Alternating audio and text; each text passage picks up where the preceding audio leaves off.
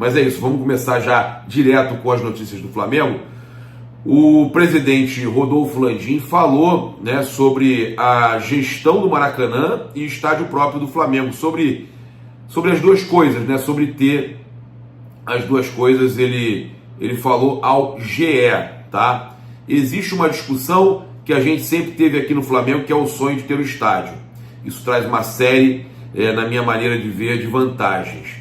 Hoje a gente tem o Maracanã, e se a gente consegue ter um plano de ST bom, é porque a gente conseguiu a gestão do Maracanã.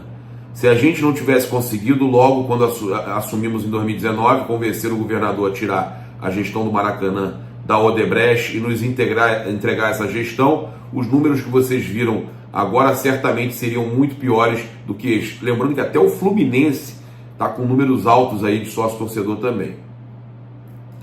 Porque não poderíamos nem criar o plano de sócio-torcedor, porque não teríamos nenhum produto para oferecer para eles, que era a garantia de que eles iriam jogar dentro de um estádio administrado por nós agora.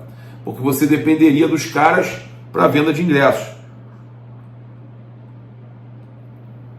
E aí você ficaria à mercê de terceiros, né?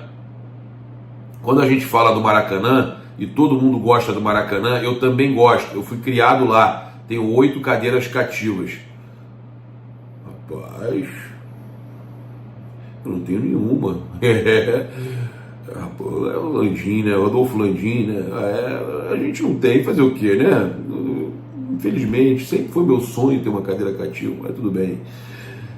Eu fui criado lá, tenho 8 cadeiras cativas, eu investi para poder ficar no Maracanã e vou voltar para as cadeiras quando deixar a presidência. Eu gosto muito do Maracanã, mas a gente começa com uma receita de menos 3 mil, 5 mil lugares, que são as cadeiras cativas. É uma receita operacional que já perdemos. Fora isso, você tem uma série de obrigações que a gente tem no contrato com o Estado, que é pagar a mensalidade para ele. Uma outra coisa, o Flamengo pretende vender cadeiras também no estádio novo e vai ficar com essa receita a menos também. Então é melhor, já que está pensando isso, é melhor não vender cadeiras no estádio novo, que aí você consegue vender todos os ingressos para o torcedor, né? Ele fala ainda que existe uma série de outras receitas que a gente perde porque a gente é obrigado a ceder.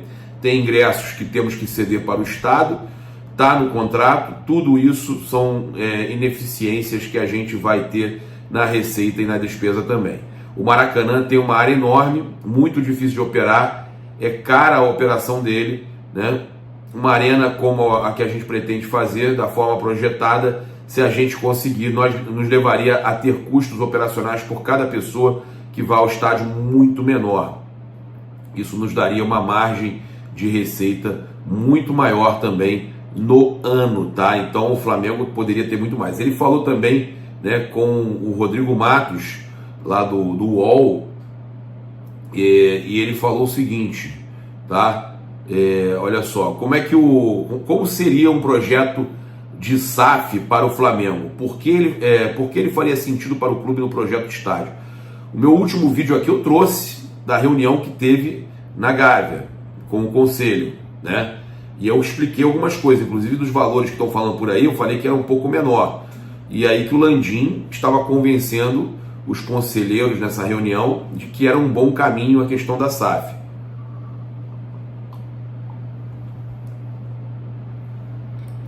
Cafézinho sempre bom.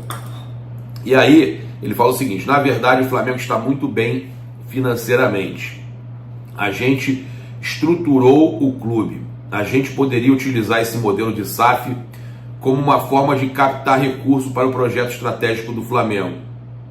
Qual seria o principal projeto estratégico do Flamengo? Um estádio onde vai precisar de muitos recursos, né? Como a gente faria isso? A gente montaria uma SAF onde a gente, e eu falo a gente, Flamengo, teria 100%. A instituição Flamengo teria 100% das ações dessa SAF. Depois a gente chamaria um sócio que a gente venderia uma parte dessas ações e o capital ficaria diluído, mas o sócio dessa SAF seria o Clube Flamengo como um todo. Então passaria a ter Flamengo como clube com um percentual elevado que permitisse o Flamengo ter o controle. Tá, beleza. Há um percentual ótimo para o clube nessa SAF. A diluição venda seria a nível de permanecer no controle dessa SAF, mas no volume necessário para captar recurso para a construção do estádio sem endividar o Flamengo. Esse é o princípio. Existem outros exemplos. O Flamengo está agora montando uma empresa com o Fluminense para administrar o futuro estádio do Maracanã. E o sócio dessa empresa que vai estar lá é o Flamengo. Não são os sócios do Flamengo individuais. É o Flamengo como um todo. Por que não poderia ser feito um projeto de estádio com uma empresa separada? Ele fala, boa pergunta. Se fizéssemos uma empresa separada do estádio, o que acontece com essa empresa? Todo o resultado econômico que esta empresa viesse a ter seria dividido entre o Flamengo e esse sócio. Um sócio que quisesse entrar no estádio certamente entraria no estádio para ganhar dinheiro e para dividir o resultado econômico do estádio com o Flamengo. Já um sócio para participar de uma SAF, o que nós vimos, o exemplo do Bayern de Munique, são empresas que têm interesse estratégico de estar naquilo. Desde que foi criada a SAF do Bayern, continua controlada pelo clube e tem 3 sócios. Tá? Então o Landim querendo aí participar, fazer essa questão da SAF, semelhante ao modelo do Bayern de Munique. Tá? Olha só, e os dividendos que são distribuídos para ele são quase nenhum. Por quê? Não é objetivo de uma SAF ter lucro para distribuir dividendos. O objetivo, participação estratégica para atender outros objetivos estratégicos que eles tinham. No caso do Bayern, a Allianz, que queria associar o seu nome ao naming rights do estádio. Tá? Então, economicamente, você entende que seria um melhor negócio, porque ficaria mais dinheiro da receita para o Flamengo? Aí ele fala, muito melhor, até porque toda a receita do estádio gerada no futuro do futebol seria reinvestido no futebol do Flamengo. Se fizer uma empresa especificamente para um estádio, alguém que vai participar do negócio imobiliário, esse tipo de parceiro vai querer dividir comigo o resultado da operação econômica. É uma chance grande de ter um conflito de interesse, tá? Porque o meu interesse é sempre manter o máximo resultado no futebol para reinvestir no futebol e ganhar título. Então, tem uma questão aqui que me deixa com a pulga atrás da orelha nisso tudo, tá? A gente vai continuar, tem mais aqui respostas do Rodolfo Landim. É importante para o torcedor do Flamengo, né, saber tudo que está acontecendo. Tem muita coisa acontecendo. O Flamengo pode vender parte dele, né, para construir o estádio, e é importante que o torcedor entenda o que está acontecendo. Eu sou sócio, proprietário, saí do conselho a pedido meu, eu pedi a minha licença do conselho para poder trazer notícias para vocês. Eu acho que não tem outros youtubers que são conselheiros. Eu entendo que não é legal eu estar lá no conselho e eu estar falando de notícias, de votações de situações do conselho. Mas eu vou falar aqui como proprietário, como sócio proprietário. Eu tenho uma preocupação. O meu voto dentro do Flamengo, ele vale 1 sobre 3 mil, 4 mil, sei lá, vamos lá. Ele vale 1 de 100% ali, né? Ele vale uma porcentagem X em cima de 100%. Se eu vendo 30% de ações, aquelas 30% passam a ter um poder de voto também, tá? O meu máximo aqui, a minha porcentagem aqui diminuiu. O meu título vale menos. O Landim diz que vai valer mais, beleza, por causa da valorização, da criação do estádio. Quando você vendeu títulos ali, no caso ações, para fazer a SAF para uma empresa, aqueles títulos que ficaram aqui vão valer mais. Eu digo, na hora do voto, o meu título agora vale menos. Por quê? Se eu votava dentro de 100%, eu agora vou votar dentro de 70%. E aí é uma questão interessante. Se o Landim tem 50% dos votos, tá? A turma do Landim, para ele ser, quem ele indicar ser presidente, por exemplo, tá? O indicado dele, o Dunch, o BAP, beleza. Se a turma do Landim tem 50% de 70%, eles têm, na verdade, 35%. E a oposição, 35% dos votos em cima dos 70%. Se a empresa que entrou é alinhada com a situação, é alinhada com o Landim, esses 30% que são da empresa vão votar também junto com quem eles estão alinhados, com o Landim, que foi quem trouxe eles para o clube. E aí nós temos um problema, nós temos os 35% que votam na oposição, os 35% que votam com o Landim e os 30% que votam com o Landim. Ou seja, o Landim, ou a turma que está hoje no poder e que pode estar trazendo essa SAF ainda em 2024, ela sai na frente com esses 30 votos, com esses 30% aqui. E aí os outros 70%, cara, para conseguir vencer, para a oposição, por exemplo, conseguir vencer, teria que ter 80% dos votos. 80% dos votos do clube, votos no clube. Aqueles votos no clube ali teriam que ser 80%. É isso que eu queria entender. Se esses 30% ali terão o direito de voto e vão definir alguma coisa. Porque, né, eu me preocupo, eu sou proprietário, eu me preocupo também com essa parte do clube, né, de votação, é sadio você ter, né, eleição, você ter oposição, né, e a partir do momento que 50% de oposição passa a valer 35% e 50% do outro lado 50% passa a valer 65%, é preocupante, concorda? Ele ainda fala aqui, ó, com relação ao modelo de SAF, poderia alguém tomar o controle do Flamengo? Ou seja, você transformava o que hoje o sócio tem em um título em ações da SAF e algum comprar desses sócios e passar a controlar o futebol, e não ser mais o clube que controla. Ele fala perfeitamente, a resposta é não. Isso só poderia acontecer se o Flamengo emitisse, ao criar a SAF, como se fossem duas ações.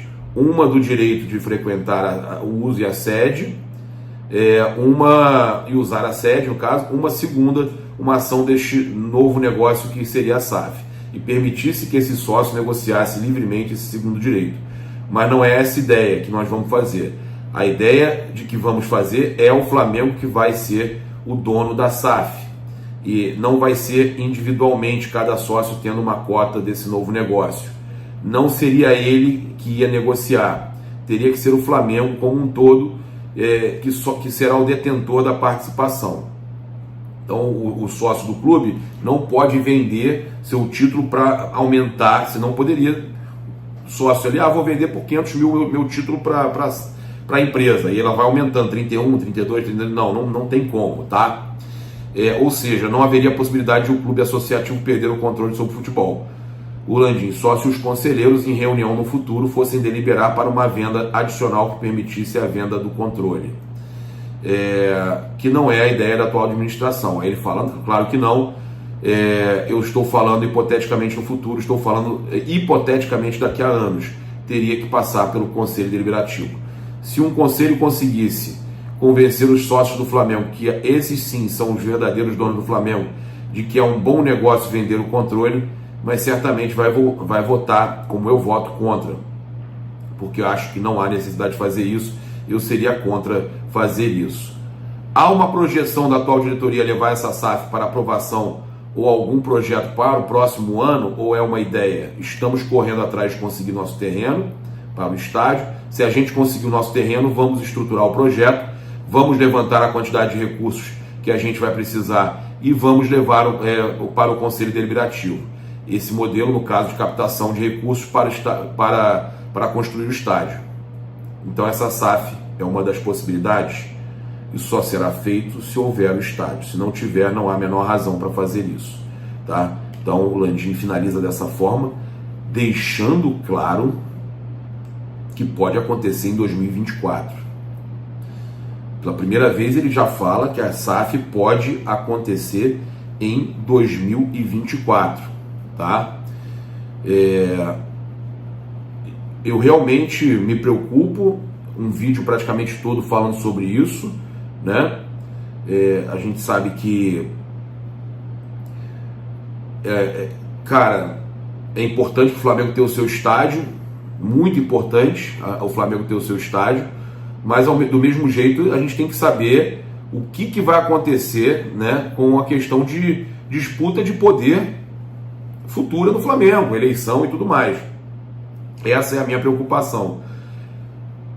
O Landim, o próprio Zico falou, eu acho importante, né, falar que o próprio Zico em podcast ele demonstrou que participou de reuniões e que sabe, né, de tudo desde o começo, lá quando estava o Valim junto do Bandeira de Melo, tudo começou junto lá, o Bandeira, o Landim, o Valim, todo aquele grupo que foi o Godinho, todo aquele grupo que foi formado, vem desde 2013, 2012 para 2013, vem administrando e cuidando do Flamengo, né?